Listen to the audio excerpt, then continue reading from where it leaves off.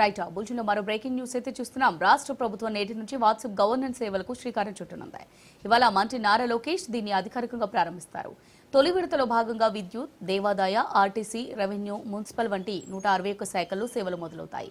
WhatsApp governance లో భాగంగా ప్రభుత్వ అధికారిక వాట్సాప్ నెంబర్ ప్రకటిస్తారు. దీని ద్వారా పౌరులు కార్యాలయాల చుట్టూ తిరగకుండా ప్రభుత్వ సేవలు పొందనున్నారు.